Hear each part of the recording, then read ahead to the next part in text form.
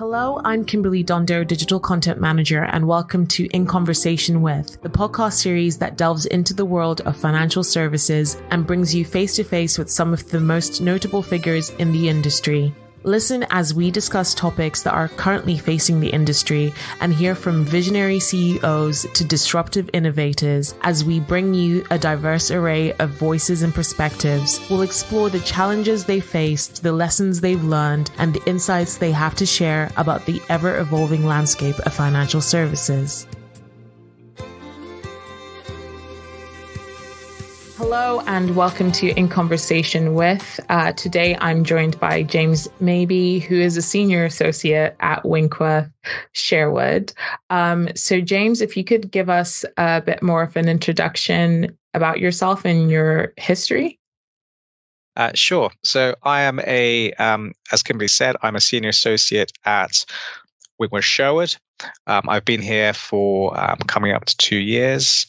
I have a background in private client law. I spent 8.5 years at a firm called Hunters, where I practiced private client law, prepared wills for clients. I've done a lot of probate work in the past, and I also give advice on lasting powers of attorney, issues of mental capacity, and trust and tax advice. Okay, great. So I think you're well placed to answer this first question that I have, which is what is an LPA and how does it differ in terms of its purpose and scope from a will? So an LPA is shorthand for a lasting power of attorney. Mm-hmm. And a lasting power of attorney is a document whereby you can appoint somebody during your lifetime to act on your behalf, typically if you've lost mental capacity yourself. Mm-hmm. There are two different types of a lasting power of attorney. There is a property and financial affairs lasting power of attorney, and then another one for health and welfare. Right. So both documents, you can appoint somebody to make decisions if you are not capable of making them yourself during your lifetime. When you die, the lasting power of attorney is no longer of any use. And it's at that point that whatever you said in your will comes into effect. Right. Okay. So I'm sure you've probably come across a lot of misconceptions that some people might have, but what commonly comes up in terms of misconceptions about wills and LPAs? I think one of the common misconceptions is the fact that people make assumptions about what might happen in the event that they lose capacity. They would assume that somebody close to them, perhaps a partner or a child, might automatically take over the running of their affairs. That isn't the case. Right. So, and very similarly with a will, people assume that when they die, everything might pass to one particular person or to multiple people. In fact, if you do not make these documents, when it comes to managing affairs, if you've lost capacity, the only other way to do it, if you haven't made one, is to make an application to the court. And that is a very long and quite often expensive process. Okay. In appointing somebody here. In that instance, it's called a deputy. Mm-hmm. And a similar thing, if you die without making a will, it is the state which decides how your assets pass.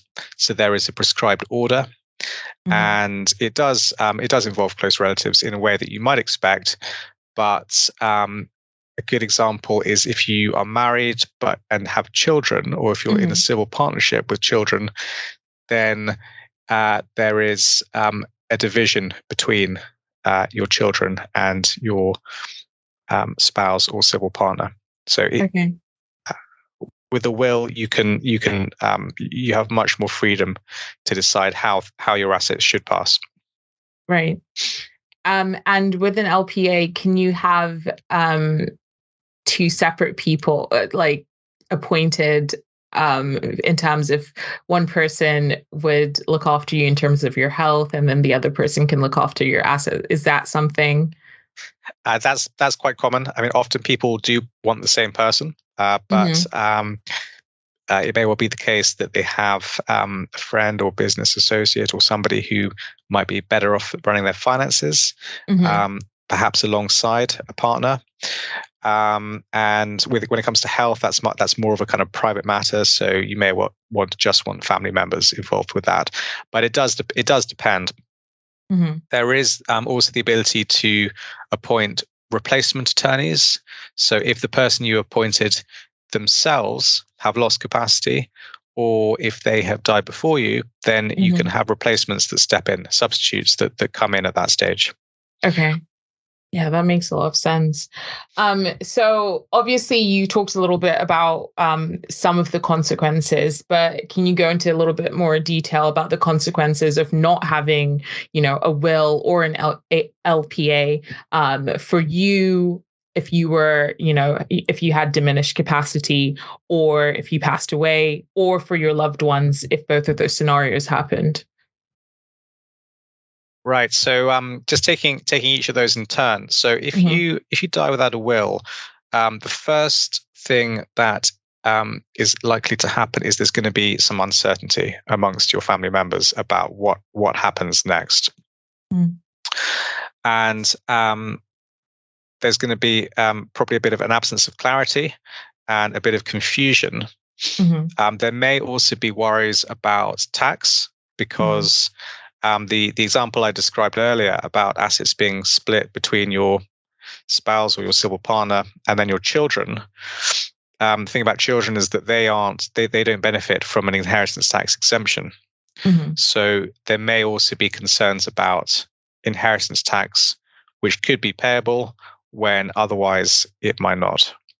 And that tends to trigger anxieties about what might need to be sold to pay the tax. And that's particularly worrying if what we're talking about, as most people, their biggest asset is their flat or their house, if they're a property owner, and the anxiety is about having to sell that to pay a tax bill. So that's typically the first thing that you might find where somebody has died without a will. The next is that it is generally more complicated. So the situation we're talking about is what's called an intestacy, where there isn't a will. It's generally a more complicated process. It can take longer as well. And as a result, it can be more expensive if you are involving a firm of solicitors. So those are the major downsides. And then the big one, of course, is that who you intended to benefit might not benefit either entirely or to the same extent. So the people who you may have assured during your lifetime that they would be fine, that they would be covered, may not be. Yeah. Okay. Well, those all seem like pretty daunting consequences, and certainly makes me think about my parents and seeing exactly what those documents are and if they are in place. It makes you, it makes you think. Obviously, it's something that people sometimes put to the back burner because they don't want to think of a reality in which that happens, but it's better to be safe than sorry. So what is the process in setting up a will? And then the follow-up to that would also be, what is the process of setting up an LPA? So setting up a will, you can have wills prepared by all kinds of different people. You can have wills prepared by solicitors. You can have, there are even online will making tools, and there are kind of do-it-yourself wills as well. We obviously always recommend going to a solicitor for a number of reasons.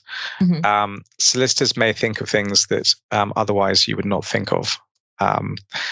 You can also have the reassurance that a will has been properly drafted and that it's valid. So wills, there are various formalities for making a will. It needs to be signed in the presence of two witnesses. It needs to be dated. The person making it needs to know and approve its contents. And they have to have the requisite capacity to make the will. So having a will prepared by a solicitor is definitely the best way forward. Typically, that solicitor will discuss your family situation with you. They will discuss the nature of your assets, what you own, and they may well advise on different approaches you might want to take in your will, whether it's leaving money outright or in trusts. And then, having advised you, it'll be for you to decide exactly what you would like to do. And the solicitor will then prepare a draft for you to approve, to look at and approve. May need some amending. Once you're happy with it, it then needs to be signed in the presence of 2 witnesses and dated. And from that point, it is a valid document. You would also generally have a clause in it saying that it revokes previous wills. So any wills you may have made in the past, as soon as you've signed that new will, including that statement, are then revoked. The will would often then go into storage or safekeeping. So lots of firms of solicitors have a large fireproof safe where the original wills are kept. Oh, wow. And then when you die, it'll be for your executors or family to come to the solicitor, and then that will is then goes through the probate process, where it is proved and sent to the court. Okay. And what is the process for setting up an LPA? So setting up an LPA, LPAs are they are looked after by a organization called the Office of the Public Guardian, the OPG, and you can either ask a firm of solicitors to prepare them for you, or you can do them yourself. There's an online way of doing them. Once you've made them, they need to be signed in a prescribed order. So they need to be signed by you.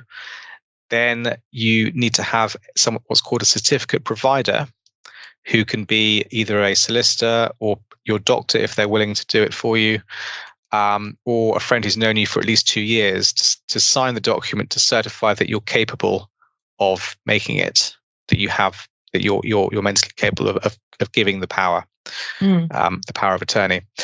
There are various people who can't act as certificate provider, family members and employees included. And then it's for your attorneys to then sign the document. So it's very important that it's done in a prescribed order. Once it's been completed, it then should be sent for registration with the Office of the Public Guardian, who then process it, they register it, and they return it to you or to your firm of solicitors for safekeeping. And then the hope is that it never needs to be used. But if it does, then the original certified copies can be taken of the original, and they can be sent to banks or whatever organizations are needed to show that the attorneys are now authorized to deal with your affairs. Okay. That seems like it makes sense. A very simple, well, not simple, but like a very clear process to do that. So what are some key considerations that a person who is trying to set up a will or an LPA should take, such as choosing an executor or agent, and outlining their wishes and updating the documents over time? Like what is that process like? Yeah, so when it comes to the choice of executor, that's a very important choice to make. So this is the person who is going to what's called administer your estate. So they're going to take control of your assets after you die, and they are going to make sure that they are administered, that debts are paid, and that ultimately the money is, assets may need to be sold, ultimately the money reaches its intended recipients. So that person, most importantly, needs to be somebody you trust, somebody who you think is capable of doing that, either on their own or with the help of a solicitor. So you want somebody who's reasonably financially savvy or business-minded to be able to do that, efficient as well. Quite often, clients choose a combination of people. So they may have a family member that knows everything, the assets intimately. They may also want to have somebody who is a little bit arm's length, like a friend or a professional, that isn't quite so involved, but they can give a kind of independent viewpoint. So typically, you do see a combination of people acting as executors. In terms of updating wills, it's very easy to make a will and then to have a number of life events, and then for those wills to then be quite out of date.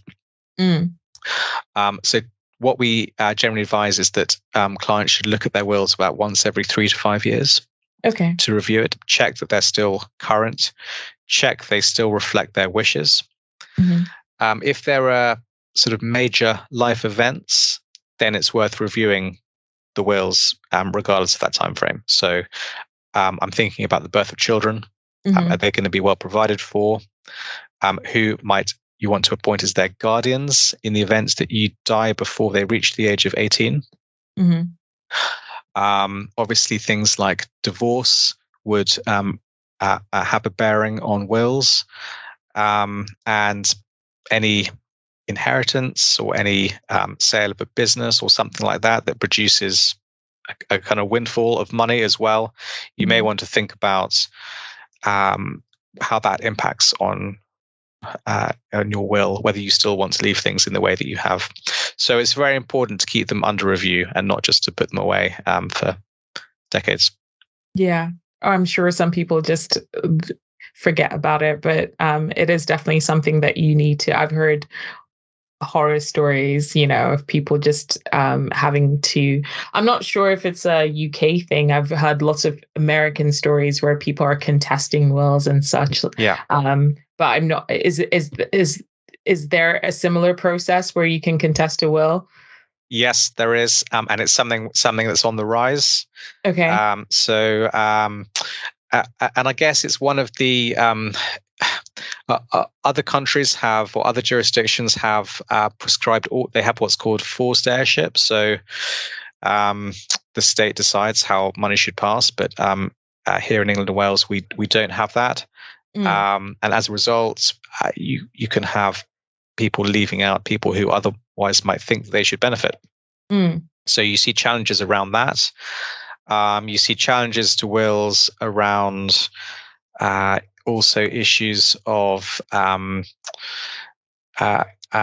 contesting estates, trusts generally, and it's something that's definitely on the rise.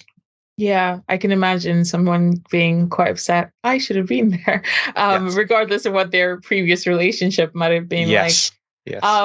But I also wonder, being someone who has family who have assets in other countries, is that something that is quite tricky to deal with? I have my family, we're Zimbabwean, so my parents have assets in Zimbabwe. So I wonder, is it something that if you have assets in a different country, would you have to have something set up in that country, or can you do it, in the country that you're mainly a resident at the moment? Yeah, well, it's generally advisable to have something set up in the country. Okay. It is possible. So if you make a will here in England and Wales, you can describe it as covering your worldwide estate. But the question there will be, does the other country overseas in which you have assets recognize the validity of a will here? And in the answer in some cases might be yes, in other cases might be no. So what you would be doing is you would be using that English will to try to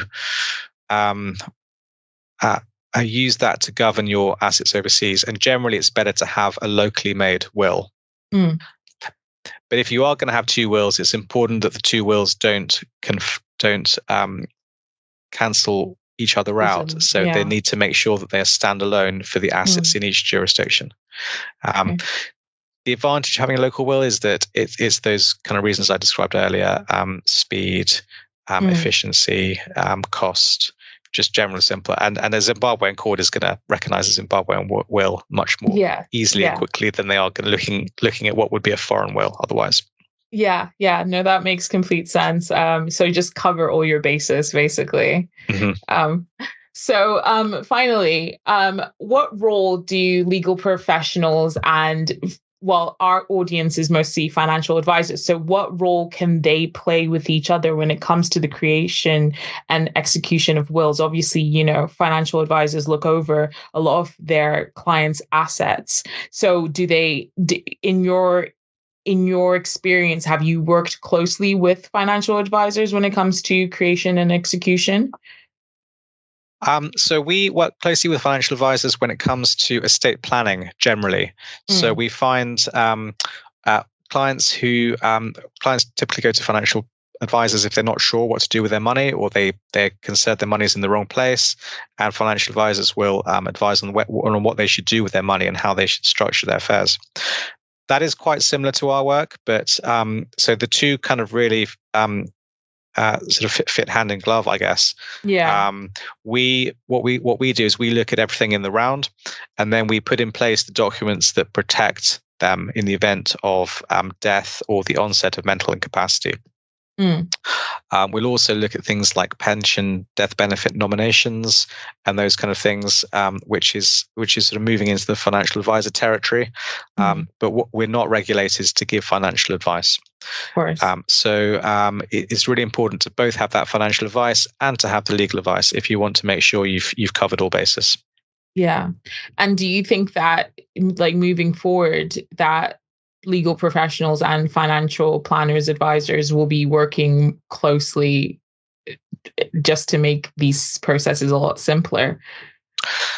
Yes, and it's important in that case to make sure that you're working in a good team, that you have a good legal advisor and a good financial planner, a financial advisor in place, and that people that can understand what each other are doing easily and get on. I mean, typically we'll have clients in the same. We'll all be together around a table, so we'll have financial advisor, legal advisor, and client to try to give that seamless advice. Yeah. That sounds perfect. Well, thank you so much for speaking with me today, James. I really learned a lot and I enjoyed it. Thank you. Thank you very much. Thank you for listening to In Conversation With. We do hope that you enjoyed it. Please do keep up to date with all our new releases via Podbean, Apple Podcasts, Spotify, and everywhere else you get your podcasts from.